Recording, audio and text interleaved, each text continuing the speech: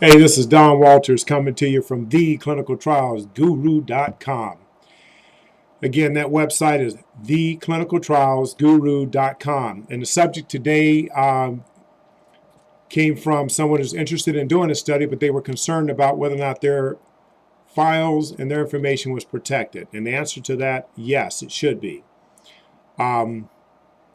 So we're going to talk about how that's done. And number one, just to let you know, all information is protected under what's called the HIPAA laws. Your information should be kept private, whether it's at a hospital, doctor's office, clinical research office.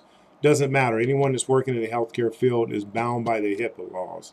If you don't know what that is, it's a federal law that requires all healthcare agencies to keep your information confidential. The only people that can have access to that information are those who are particularly either in a hospital or doctor's office providing treatment, or those at a clinical research office that's conducting the study.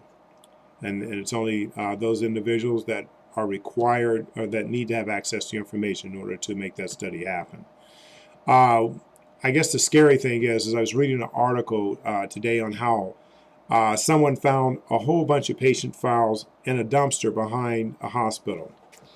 And that's, oh man, that's bad. And that's what makes people uncomfortable when these kind of things happen. And I can assure you that this is not the norm. I've worked at hospitals in the past, and I've never seen that happen.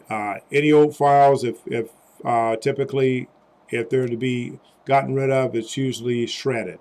Documents are shredded so that and then they can dump them, but they can't just dump whole files in a dumpster. Whoever did that need to go in front of the firing squad. I don't mean that literally, so don't take me literal on that. But they should be, majorly slapped on the hands. Anyway, what takes place at the clinical sites, what should be taking place is that your files, again, are held confidential. All your information is confidential, and it can only be shared by those individuals that are conducting the study and that are working with you in that study. And then a few people behind the scenes, like anyone that's doing quality assurance or regulatory. They may have access to those files for information that they need in order to make sure that things are kept up to compliance. Your files should be kept in a locked room, and preferably in a locked room in a locked cabinet. That doesn't always happen, but at least in a locked room.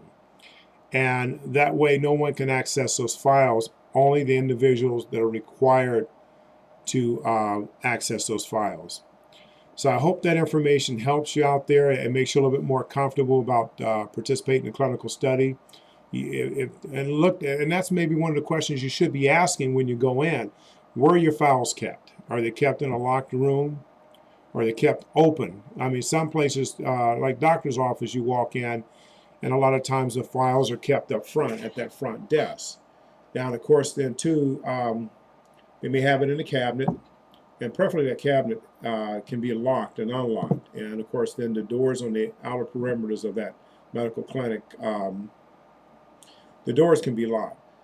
I guess that would work too, but what would be preferably is to have the files in another room away from that front area where people are in and out, in an area where people are not going in and out of there all the time, or the patients aren't going in and out.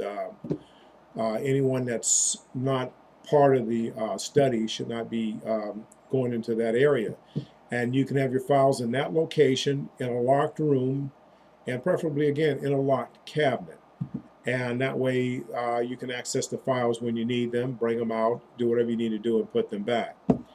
I hope that information helps. If you have any questions, please contact us at theclinicaltrialsguru.com. This is Don Walters signing off. Thank you.